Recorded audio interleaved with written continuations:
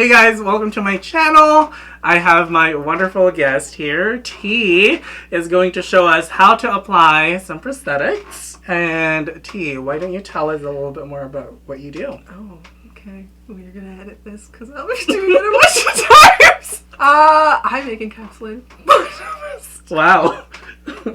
That's a tongue twister. What would you call them? Because I technically they're called, oh my god, throwing a piece. Technically they're called encapsulated bondo prosthetics, but nobody knows what the hell that means. No, so we can just call it, right? Prosthetics? So prosthetic. Yeah. But then people think it's silicone or latex, which is not.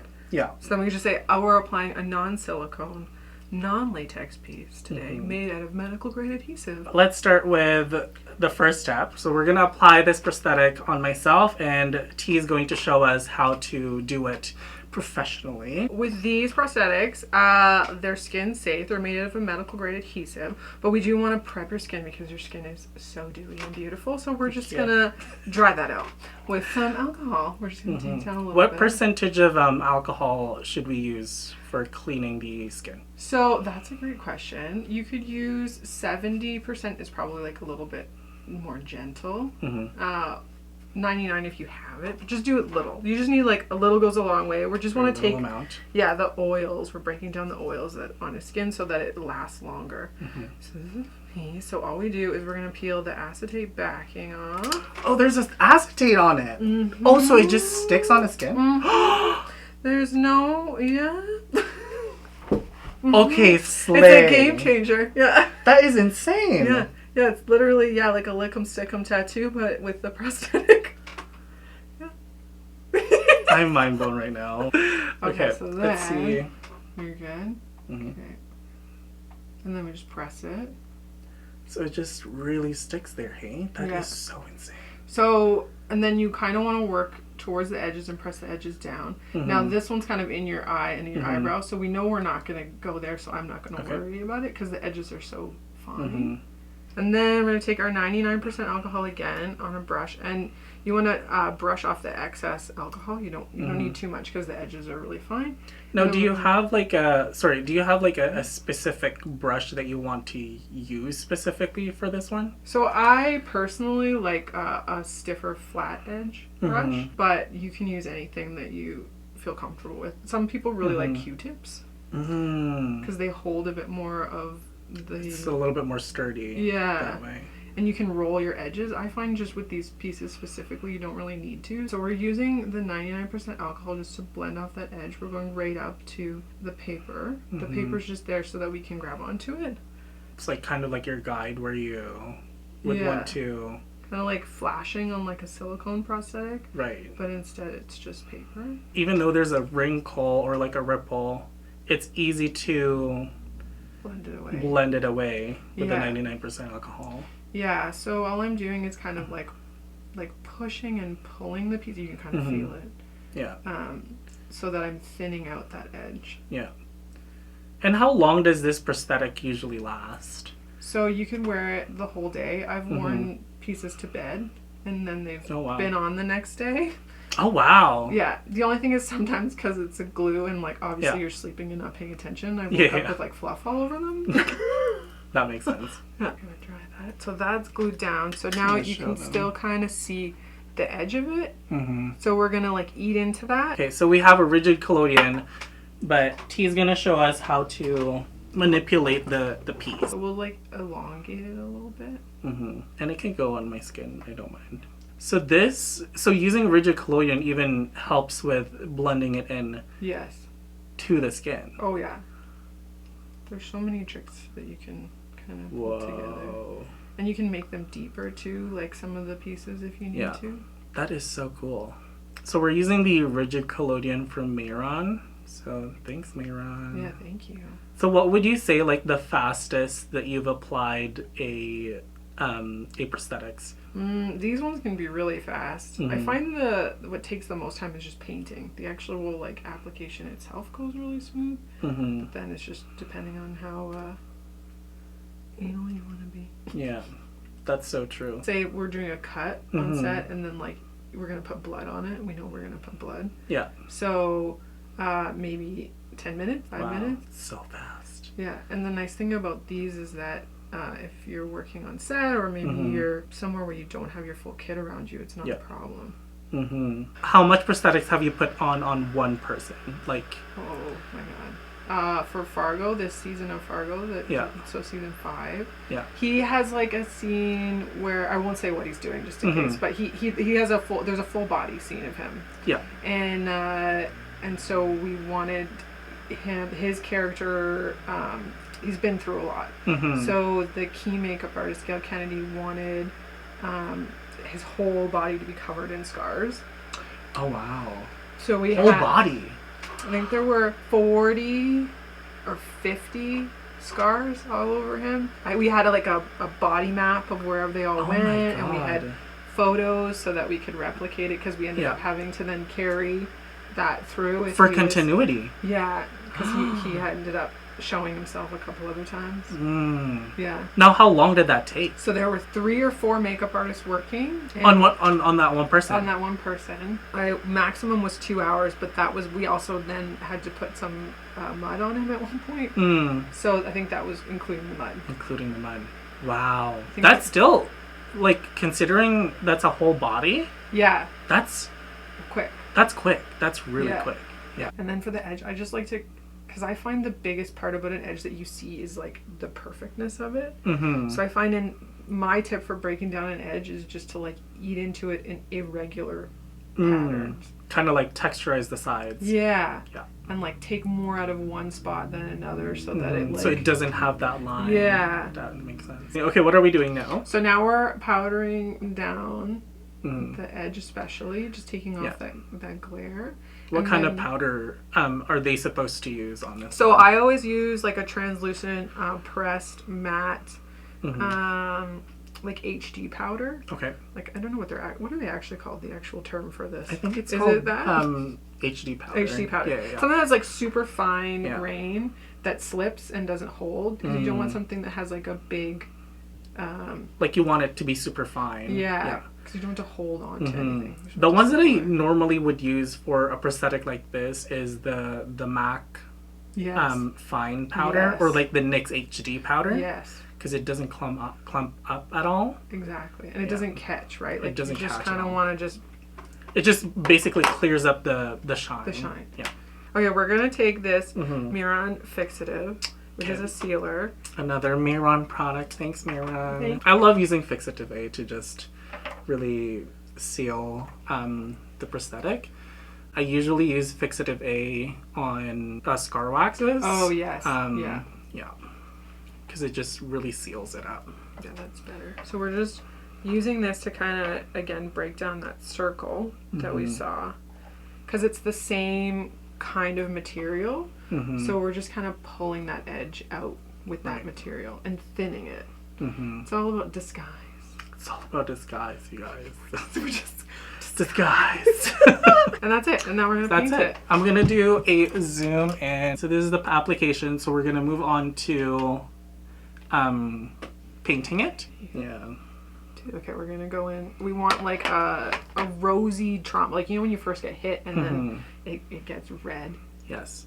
So one thing that's really important as well when you're doing special effects and wounds and bruises, cuts like that, a lot of people doesn't really know this, but you really need to know what the effect of the wound is or the bruise is. So even like the time that it's been on your body. So you really need to know that. It's very crucial knowing that. So you always need to check in with the script. Yes. I find. Do you have any like tips about that? Like creating wounds and bruises? Yeah, cuts? I think like it's gonna sound really weird, but if any of your family get injured, tell them to take photos.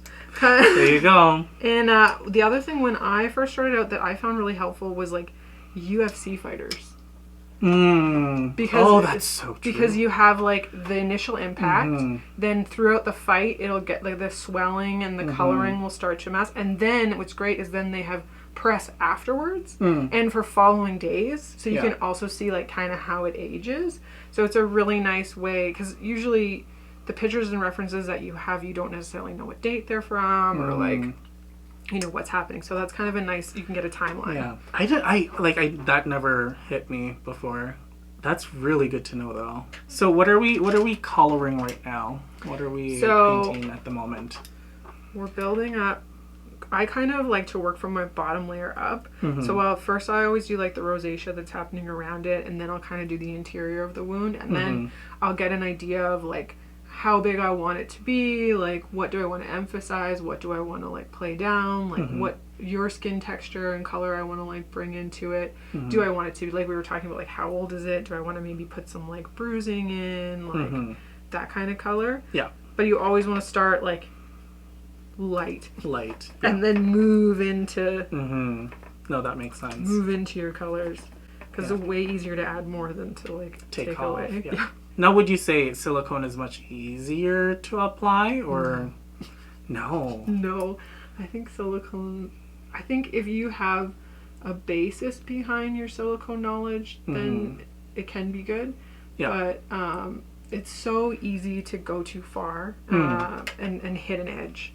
And then once you're trying, like there's like 1/4 of an inch around a silicone prosthetic, and that's your blendable edge. And once you're outside of that 1/4 of an inch, you're into the silicone itself, and there's no blending. Yes. Yeah. It just is what it is, and that's where I think it's really tricky. And is that the one where they use acetone to blend the ends? Yeah, so most pieces that you can get are blendable with acetone, which again, like, is not awesome for your skin or body to have. So if you look at because in real life, in person, it's not registering as shiny, but on the camera, because we have the lights, which if we were on set, it would be like that. You can kind of see the shine. So we're just going to use some MAC Studio Fix. This light hates me. Whoa, there we go.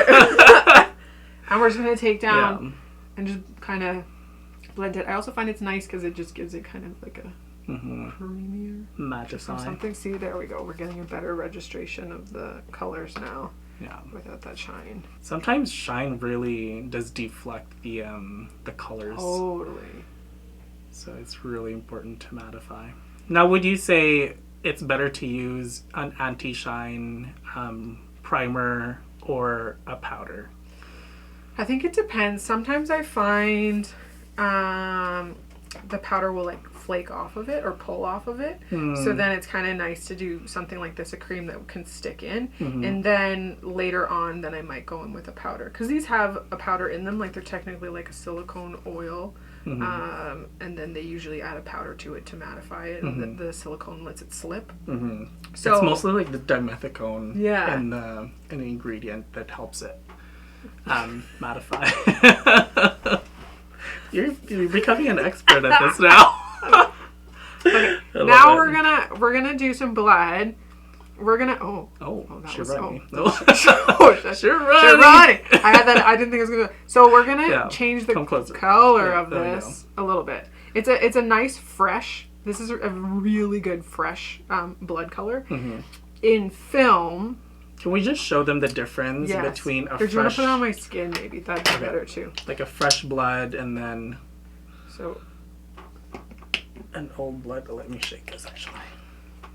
Again, this is from Miran. Yeah, thank you. Thanks, Miran. So this is a really good reel, but on camera and in film, this would read as fake. People would be like, oh, it's too red, like, you don't actually look like that when you bleed. But you do. Like, that's like if you had a bloody nose, that's exactly what you would look like. And then this one is reading a lot better. But it's still got that higher red concentration in it. So we're going to kind of mix the two to get... And then add a little bit, almost, yeah. Oh, sorry. What are we doing now? Oh, so I've put the original color, which is called Bright Arterial, and then we added a couple drops of the dark veins. And now we're gonna add a little bit of blue. This is a 50% mixing liquid and 50% liquid makeup from Miron. Sorry, we added blue and then green. And now I'm just going to put, I'm not going to put the black into it. I'm just going to put it on the side in case I need it. And then I'm also going to put a little bit of orange on the side in case I need it. And again, these are the Miron liquid Makeup. Yeah. Should flow very nicely. Mm-hmm. They really I love using this with airbrush. It looks, and it's like quite highly pigmented, which is nice. Yeah. Let's play that. There we go. So I'm using my phone to just show you the color mixing because it's so cool. So we mixed what color? It was the green and the blue. Green, blue, and black. We haven't done black is here. Oh, okay. We haven't even added those yet. So just this green is and kind blue. of green and blue, Just and green this and is blue. this is where we are. And then the original, we'll just put it side by side. Mm-hmm. So this was the original red, and then we did mainly that color, the arterial, with with our aged. It's not called aged. It's called dark greenies. Yeah. So this is like this. This is like this, and then you combine them with a little bit of the green and blue to get this. And then we're just gonna see. So. Oh wow! This is it's way closer to like, especially on camera. Like, there's just a difference between what. Can you show them in the? Yeah. So this is the color we mixed, and then that's the original. So you can kind of see. Yeah, differentiate it. Yeah, thank you. Yeah, just do that. Yeah. That's much easier. There we go. My that brain is not so working, realistic. Right? Yeah. So that's the idea. That's good to know. Yeah. Good tip. The other thing I would say, especially with this type of blood, so this is more like a theater blood, which is amazing. But when you put this on silicone or on my skin, kind of what's happening is there's a lot of sugar in it, and it tends to like bead up. So especially with silicone, I have experience. Yes. So when you put soap down, and you don't need a lot of soap, and do you cut your soap with alcohol? No. So you can cut it with alcohol. You can do like a 90-10 kind of split so that, and you can spray it then. Oh. Which is really good for pieces because if you have like buildable color that you don't want to ruin. So then, yeah, so you can just like put that down on your hand and then you let it dry. Where's our cool dry thing? I'll need a cool dry thing. Yes. Let's use the cool one. Yeah, so then it dries, and then you won't see the soap, especially because you're going to do a blood effect over it anyway. Yeah. But, okay, let me figure out my hand. She put the soap around this area? So then, wait, here? Yeah.